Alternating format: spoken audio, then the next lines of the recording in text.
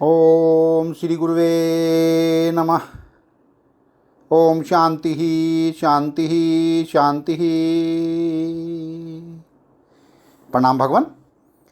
भगवान योग वासिष्ठ महारामायण उत्पत्ति प्रकरण और सर्ग नंबर 56 से 60 से सत्संग कंटिन्यू करते हैं भगवान।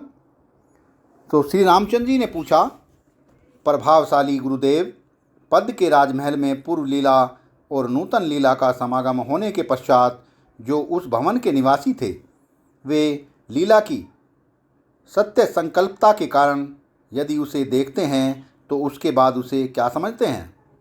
वशिष्ठ जी ने कहा, राघव, उस समय वे लोग ऐसा जानते हैं कि यहाँ ये दुखिया महारानी खड़ी है और उसकी यह कोई दूसरी सखी भी कहीं से आ गई है। जैसे जाग जाने पर ज्ञान हो जाने से स्वप्न दृष्ट शरीर न जाने कहाँ विलीन सा हो जाता है, इसलिए वह असत्य ही है। वही दशा यहाँ इस 5 भौतिक स्थूल शरीर की भी है, अर्थात ज्ञान होने पर इसका भी विनाश होता है, अतः यह भी असत्य ही है। स्वप्न भ्रांति अथवा मन की कल्पना में जो पर्वत आदि पदार्थ उत्पन्न होते हैं, वे सभी बुद्धिवृत्ति के अंदर उसी प्रकार विलीन हो जाते हैं जैसे सारी चेष्टाएँ वायु में अंतर्भूत हो जाती हैं।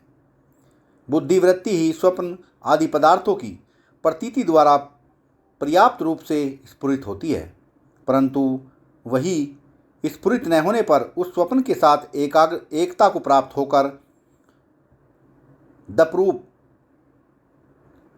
हो जाती है, तद्रूप हो जाती है। जैसे जल अथवा उसका द्रव्य तत्व अथवा वायु और उसकी गति दो नहीं हैं, उसी प्रकार बुद्धिवृत्ति और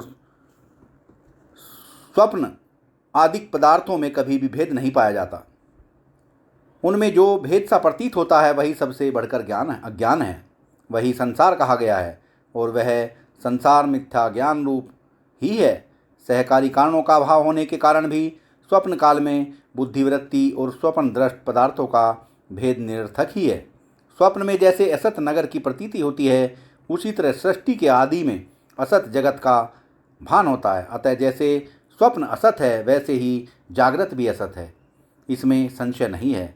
जैसे जाग जाने पर स्वप्न दृष्ट पर्वत का तत्काल ही अभाव हो जाता है, उसी प्रकार तत्व ज्ञान होने पर इस 5 भौतिक संसार का श्रवण मनन निधिध्यासन आदि क्रम से अथवा ईश्वर अनुकंपा से अभाव हो जाता है। ये सृष्टियाँ मिथ्या दृष्टियाँ ही हैं, क्योंकि ये मोहदृष्टियाँ हैं, अर्थात अज्ञान से इनका दर्शन होता है।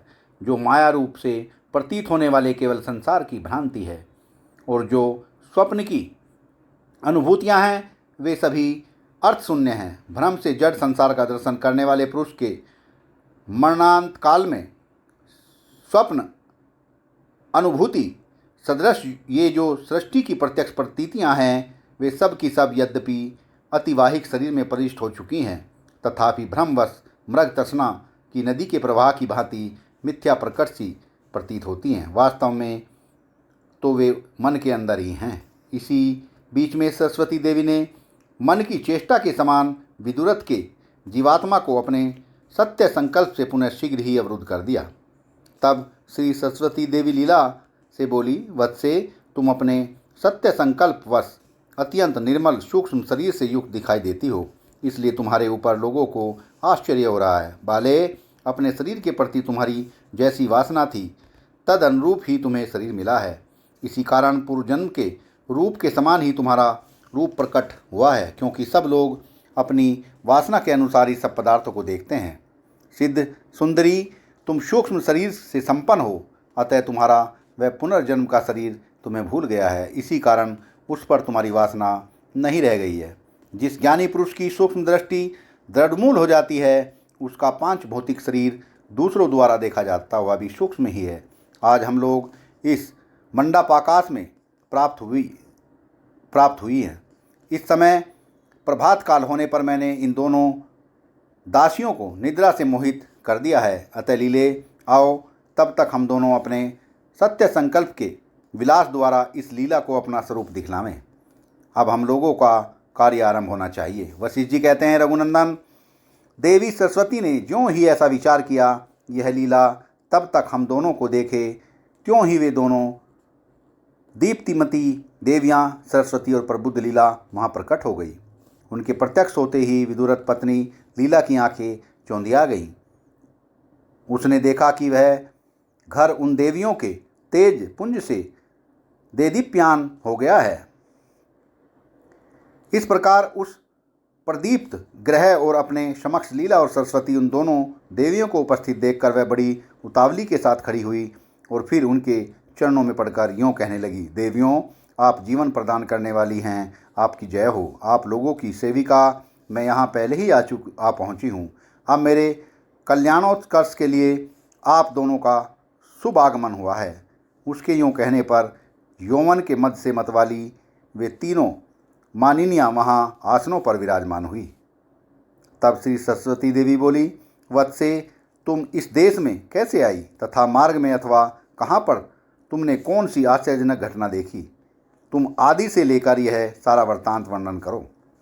विदुरथ पत्नी लीला ने कहा, देवी, उस समय विदुरथ के गृह प्रदेश में जब मैं मूर्छित हो गई, तब परमेश्वरी उस मरण मूर्छा के पश्चात मैं क्या देखती हूँ कि होश में आकर उठ बैठी हूँ और फिर शीघ्र ही आकाश मंडल में उड़ चली हूँ। तत्पश्चात उस भूताकाश में मैं वायु रूपी रथ पर सवार हो गई हूँ। वही रथ मुझे इस घर तक ले आया है। देवी, तब मैंने इस भवन को देखा जो स्वरूप राजा पद्म के से सुशोभित था।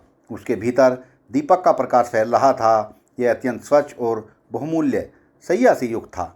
तदंतर जब मैंने अपने इन पतिदेव का अवलोकन करने चली, तब क्या देखती हूँ कि जिनका सारा अंग पुष्पों से आच्छादित है, वे राजा विदुरथ यहाँ उसी प्रकार सो रहे हैं मानो पुष्पवन में वसंत शयन कर रहा हो। देवश्री, जब मैंने यह सोचा कि ये संग्राम रूपी कार्य के अधिक परिश्रम से थक गए हैं, इसलिए गाढ़ निद्रा में सो रहे हैं, अतः मैंने इनकी यह निद्रा भंग नहीं की। इसके पश्चात ही आप दोनों देवियाँ इस स्थान पर पधारी हैं। मुझ पर अनुग्रह करने वाली देवी, इस प्रकार मुझे जैसा अनुभव हुआ वह सब आपसे कह सुनाया। तब श्री सरस्वती देवी बोली, लीले, तुम दोनों के नेत्र बड़े सुंदर हैं और चलने का ढंग हंस की चाल के समान मनोहर है। अच्छा, अब हम इस राजा को सब सैया से उठाती हैं। यूँ कहकर सरस्वती देवी ने कमलिनी द्वारा बिखेरी गई सुगंध की भांति राजा के जीवात्मा को छोड़ दिया। तब वायु रूपधारी वह जीव राजा की नासिका के निकट गया और उसके नासारंध्र में प्रविष्ट हो गया। ठीक उसी तरह जैसे वायु बांस के छिद्र में प्रवेश करती है, उस समय वह अनंत वासनाओं से युक्त था। फिर तो जैसे अनावृष्टि के कारण मुरझाया हुआ कमल अच्छी जलवृष्टि होने के से पुनः विकसित हो जाता है, उसी तरह जीव के अंदर प्रवेश करने पर राजा पद का विवर्ण हुआ मुख पुनः पूर्ववत कांतिमान हो गया। तदंतर उसके सारे अंग क्रमशः चेष्टाशील होकर सुशोभित होने लगे। जैसे पर्वत की लताएं बसंत को पाकर प्रफुल्लित हो जाती हैं, तब उसने अपने उन नेत्रों को, जिनकी पुतलियां निर्मल और चंचल थी, खोल दिया। तत्पश्चात वह बढ़ते हुए विंध्य पर्वत के समान अपने शरीर को सैया से ऊपर उठाते हुए उठ बैठा और मेघ के समान गंभीर वाणी में बोला, यहाँ कौन है? तब तक दोनों लीलाएं उसके आगे उपस्थित होकर बोली, महाराज आज्ञा दीजिए। जब उसने दो लीलाओं को, जिनके आचार, आकार, रूप, मर्यादा, वचन, उद्योग, आनंद और अभ्युदय सभी एक से थे, नम्रतापूर्वक अपने सामने खड़ी देखा, तब उनकी ओर ध्यानपूर्वक देखते हुए पूछा, तुम कौन हो और यह कौन है तथा यह कहाँ से आई है? यह सुनकर पूर्व लीला ने उससे कहा, देव, मैं जो कुछ कहती हूँ उसे सुनिए। मैं आपकी पूर्व जन्म की सहधर्मिणी रानी हूँ। मेरा नाम लीला है। अर्थ संयुक्त वाणी की तरह मैं सदा आपके संबंध से सुशोभित हूँ। यह दूसरी लीला भी आपकी रानी है। इसे मैं क्रीड़ावश आपके उपभोग के लिए ले आई हूँ। आप इसकी रक्षा करें। स्वामीन, सिरहाने की ओर स्वर्ण सिंहासन पर बैठी हुई ये कल्याणकारिणी सरस्वती देवी हैं। ये तीनों लोकों की जननी हैं। भूपाल, हम लोग के पुण्य बाहुल्य से ये साक्षात यहाँ पधारी हैं, ये ही हम दोनों को परलोक से यहाँ लाई हैं। लीला की यह बात सुनकर राजा, जिसके नेत्र कमल के समान सुंदर थे और शरीर पर लटकती हुई माला और वस्त्र सुशोभित थे, सैया से उठ गया और सरस्वती के चरणों में पड़कर कहने लगा, देवी सरस्वती, आप सबको कल्याण प्रदान करने वाली हैं, आपको नमस्कार है। वरदायिनी, मुझे मेघा दीर्घायु और धन प्रदान कीजिए। यो कहते हुए राजा के सिर पर सरस्वती देवी ने हाथ फेरते हुए कहा, पुत्र, तुम अपने अभीष्ट पदार्थों तथा राजमहल से पूर्णतः संपन्न हो जाओ एवं तुम्हारी सारी आपत्तियां और समस्त पाप बुद्धियां विनिष्ट हो जाएं और तुम्हें प्रचुर मात्रा में अनंत सुखों की प्राप्ति हो। तुम्हारे राज्य में प्रजा सदा आनंदित रहे तथा संपत्तियां स्थिर होकर सदा विकसित होती रहें। सत्संग को विराम देते हैं भगवान। प्रणाम भगवान।